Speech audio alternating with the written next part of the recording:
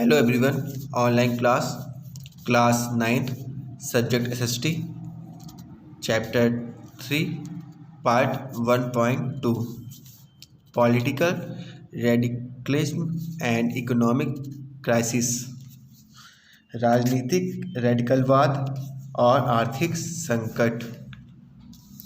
The birth of the Weimar Republic coincided with the revolutionary uprising of the separatist link on the pattern of the Bolshevik Revolution in Russia. Soviet of workers and sailors were established in many cities. The political atmosphere in Berlin was charged with demands for Soviet-style governance. Those opposed to this, such as the Socialist Democrats and Catholics, met in Weimar to give shape to the Democratic Republic. The Weimar Republic crushed the uprising with the help of a war veterans organization called Free Corps. The agonist Spartacus later founded the Communist Party of Germany. Communist and socialist henceforth become incredible enemies and could not make common cause against Hitler. Both revolutionaries and militant nationalists craved for radical solution. जिस समय Weimar गणराज्य की स्थापना हुई, उसी समय रूस में कई बोल्शेविक क्रांति की तर्ज पर जर्मनी में भी स्पार्टकिस्ट लीग अपने क्रांतिकारी विद्रोह की योजना को अंजाम देने लगी. बहुत सारे शहरों में मजदूरों और नाविकों की सोवियतें बनाई गई. बर्लिन के राजनीतिक माहौल में सोवियत किस्म की शासन व्यवस्था की हिमायत के नारे गूंज रहे थे.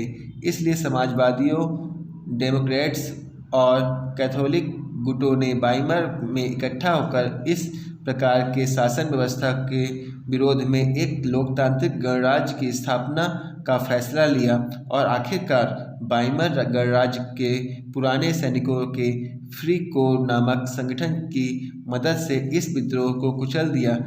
इस पूरे घटनाक्रम के बाद स्पार्टकिस्टों ने जर्मनी में कम्युनिस्ट पार्टी की नींव डाली. इसके बाद कम्युनिस्ट, साम्यवादी और समाजवादी एक दूसरे के कट्टर दुश्मन हो गए और हिटलर के खिलाफ कभी भी साझा मोर्चा नहीं खोल सके. क्रांतिकारी और उग्र राष्ट्रवादी दोनों ही खेमे रेडिकल समाधानों के लिए आवाज़ें उठाने लगे. Political radicalization was only heightened by the economic crisis of 1923.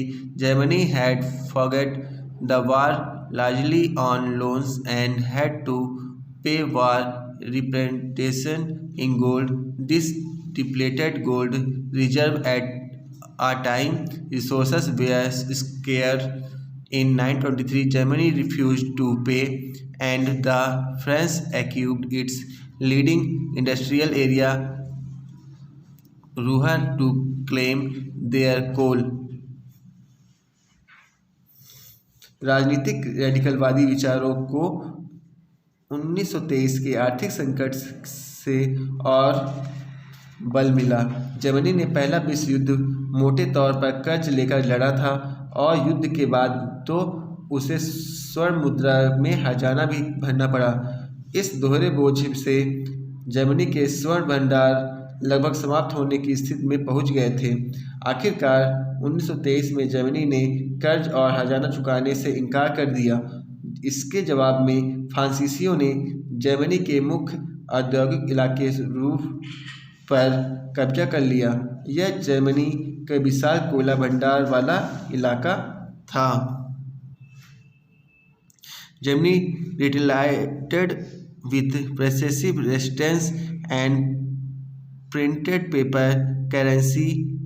riskless with too much printed money in circulation. The value of the German mark fell in April. The US dollar was equal to 24,000 marks in July, 353,000 marks in August,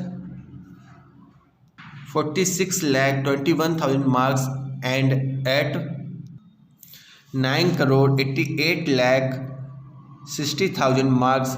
By December, the figure had run into trillions as the value of the marks closed. Prices of goods soared.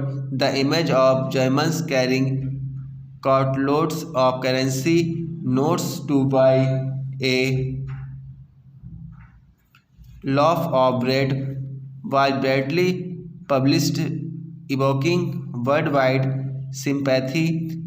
This crisis came to be known as hyperinflation, a situation when prices rise phenomenally high. Germany ने France के विरुद्ध निष्क्रिय प्रतिरोध के रूप में बड़े पैमाने पर कागजी मुद्रा छापना शुरू कर दिया। जर्मन सरकार ने इतने बड़े पैमाने पर मुद्रा छाप दी, उसकी मुद्रा मार्क का मूल्य तेजी से गिरने लगा। अप्रैल में एक अमेरिकी डॉलर की कीमत 24,000 मार्क के बराबर की थी, जो जुलाई में 3,53,000 मार्क, अगस्त में 46,21,000 मार्क तथा दिसंबर में 9,88,60,000 मार्क हो गई। इस तरह एक डॉलर में खरबों मार्क मिलने लगे।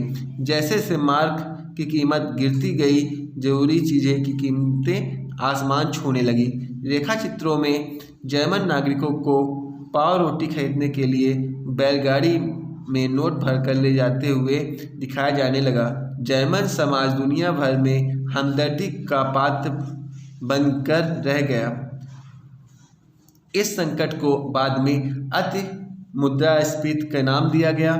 जब कीमतें बेहिसाब बढ़ जाती थी तो उस स्थिति को अति मुद्रास्फीति के नाम से दिया जाने लगा।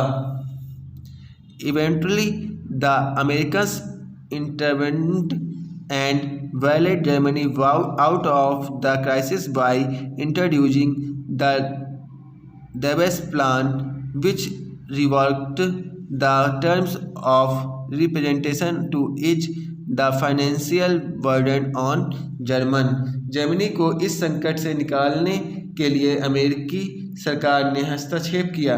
इसके लिए अमेरिका ने डब्स योजना बनाई। इस योजना में जर्मनी के आर्थिक संकट को दूर करने के लिए हर्जाने की शर्तों को दोबारा तय किया गया। Thank you.